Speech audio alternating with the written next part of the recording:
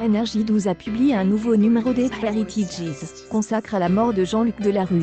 Était-elle l'occasion pour les téléspectateurs d'apprendre à quel point sa veuve Anissa aurait été touchée par sa succession. De ça se discute et laisse derrière lui une fortune considérable. Et ce N est nul autre que sa dernière femme, Anissa, qui voulait le récupérer. Peu avant sa disparition de Jean-Luc Delarue, le fondateur de Reservoir Prod avait rédigé un nouveau testament, indiquant qu'il voulait transférer au moins la moitié de ses biens à la jeune femme, qui avait maintenant 38 ans. 50 jours avant sa mort, il a modifié son testament pour y ajouter une petite mesure qui disait « Faites le maximum, il faut qu'il y ait le rapidement ». Certains ont spéculé que le monstre de la télévision était manipulé par sa jeune petite amie. Numéro des Heritages. Est ainsi qu'Elizabeth Boast, ancienne compagne du dauphin mais aussi mère de son fils unique Jean, était adressée au tribunal pour demander l'annulation de son mariage. Anissa Delarue a reculé la moitié de la fortune de Jean-Luc Delarue. Elizabeth Boast, dont elle a affaire à être rejetée par les tribunaux, a décidé de contester la répartition de la succession de Jean-Luc Delarue, considérant que son fils était une partie lésée. La raison ? Si Elliot pensait qu'il divisait sa fortune en deux parties égales, elles ne sont pas tout à fait égales. En effet, la loi française exonère les veuves des droits de succession, ce qui n'est pas le cas pour les enfants. Ainsi, pendant 4 ans, les procédures se sont succédé. Mais toutes les actions intentées par Elliot de 41 ans ont échoué. Conséquence, la fortune du dauphin, estimée à 22 millions d'euros, a été effectivement divisée en deux.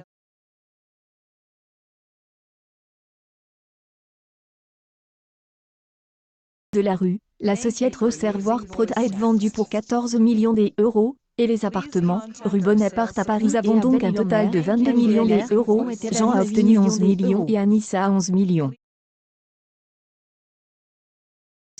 Jean a dû payer ses droits de succession, si bien qu'au final il a reçu qu'un peu plus de 6 millions d'euros, explique le notaire Fabian Rodiera.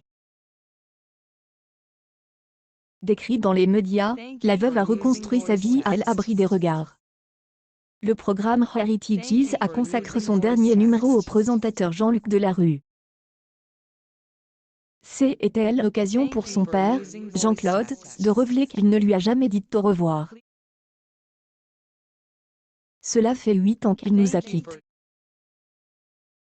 Jean-Luc Delarue, monstre sacre du petit écran, est mort le 23 août 2012 d'un cancer de l'estomac et du péritoine. Pendant de nombreuses années, animateur de Ça et discute était accro à la cocaïne.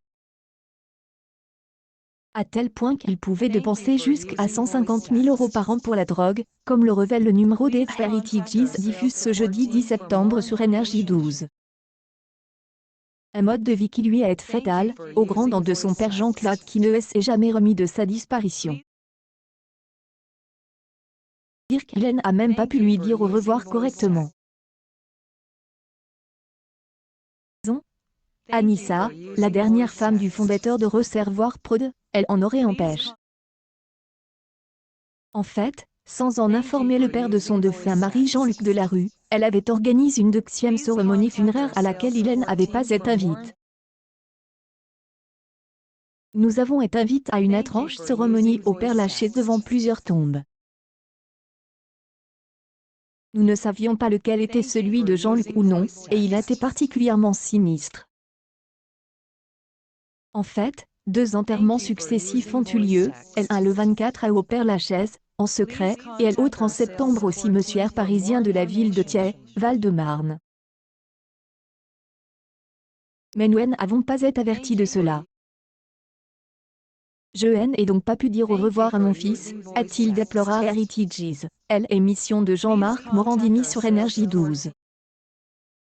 Jean-Claude Delarue en guerre avec Anissa à l'époque. Anissa Delarue a bien sûr été interrogée sur la décision de tenir une 2e cérémonie en secret.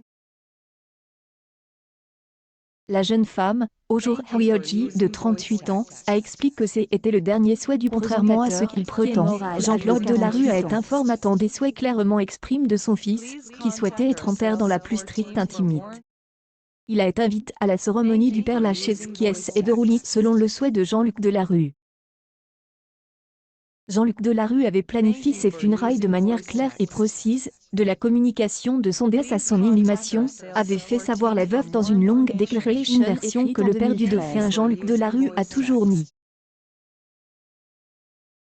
Puis lors, contre la volonté de elle invite de Cède, son clan est divisé en deux, une par son père, et son ancienne compagne Elisabeth Bowes, et autre par le dernier amour de sa vie, Anissa accueille News People.